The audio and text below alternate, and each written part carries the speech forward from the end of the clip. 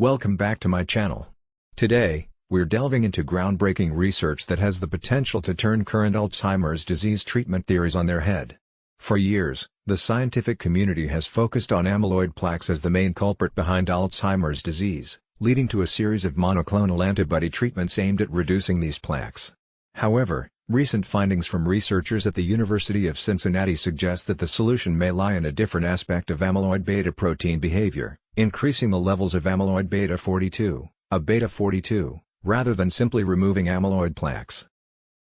Alzheimer's disease is a debilitating condition that leads to progressive memory loss, cognitive decline, and changes in behavior, ultimately affecting daily functioning and quality of life for millions of people worldwide. At the biological level, Alzheimer's is characterized by two key features: the accumulation of amyloid plaques outside neurons and the formation of neurofibrillary tangles made up of tau protein inside neurons. Amyloid beta, a protein fragment produced during normal cellular processes, exists in different forms, with A beta 40 being the more common variant. However, A beta 42, though less abundant, has gained significant attention due to its tendency to aggregate and form plaques. For decades, the amyloid cascade hypothesis has been the dominant theory in Alzheimer's research. This theory suggests that the disease begins when A beta 42 proteins form oligomers that clump together, eventually creating amyloid plaques. These plaques are believed to disrupt neuronal communication, trigger inflammation, and cause widespread brain damage. Support for the amyloid cascade hypothesis came from genetic studies showing a link between mutations in genes that affect amyloid production and the rare, inherited forms of Alzheimer's. Despite its widespread acceptance, efforts to treat Alzheimer's by targeting amyloid plaques have largely failed, with many clinical trials showing no significant cognitive benefits and some even worsening symptoms. This has led to growing skepticism about whether amyloid plaques are the root cause of Alzheimer's disease or merely a secondary byproduct. Researchers have observed that many older individuals with amyloid plaques never develop dementia, further complicating the relationship between amyloid and cognitive decline.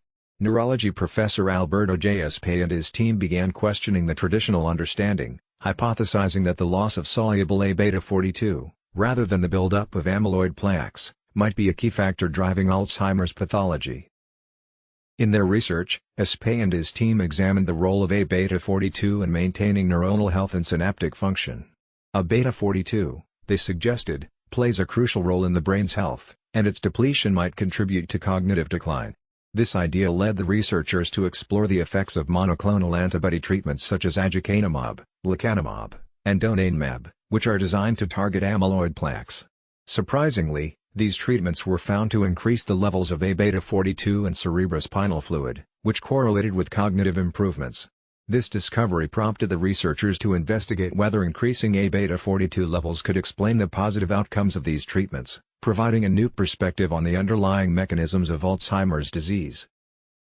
Espay pointed out that while many anti-amyloid treatments have succeeded in clearing amyloid plaques from the brain, they have not shown significant cognitive benefits.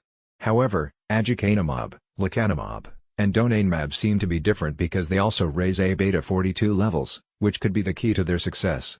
This led Espay to consider an alternative explanation for the benefits of these monoclonal antibodies, one that focuses not on the removal of amyloid plaques but on the restoration of soluble A beta 42 levels in the brain.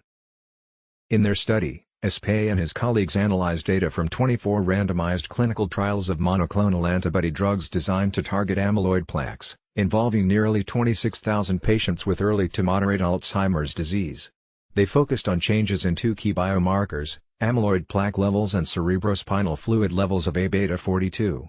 Additionally, they assessed cognitive performance using standardized tests like the Alzheimer's Disease Assessment Scale and the Clinical Dementia Rating. Their goal was to determine which factor, amyloid plaque reduction or A beta 42 levels, was more closely linked to slowing cognitive decline. The results of their study were surprising. Increases in A beta 42 levels were found to be just as strongly associated with cognitive improvements as the reduction of amyloid plaques. In fact, drugs that raised A beta 42 levels consistently showed a positive correlation with better cognitive outcomes. Conversely, treatments that lowered A beta 42 levels, such as certain enzyme inhibitors, were found to worsen cognitive performance.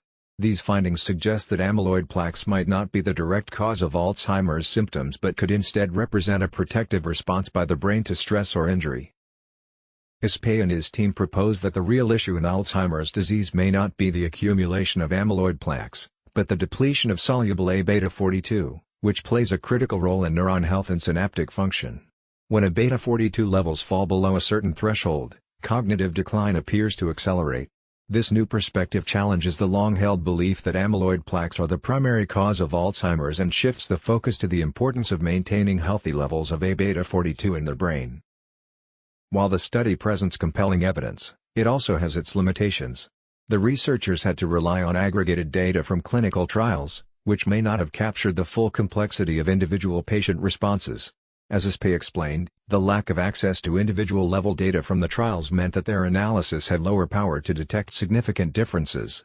This limitation could obscure important nuances in how different patients respond to treatments, and future research will need to address this gap in understanding.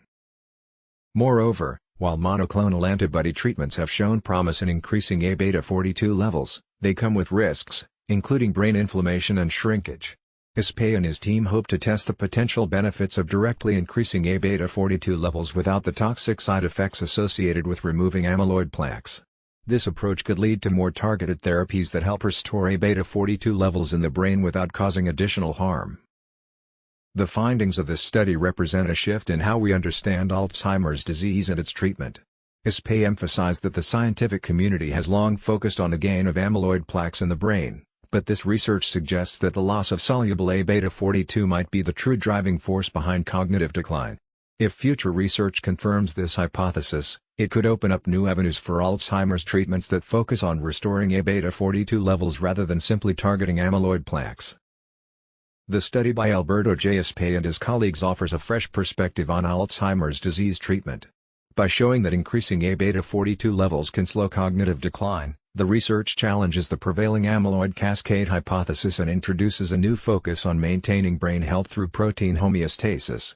While more research is needed to refine these findings and address the limitations of the current study, this discovery could have profound implications for the development of future Alzheimer's treatments. Thank you for joining me today, and I look forward to exploring more exciting developments in the world of neuroscience with you.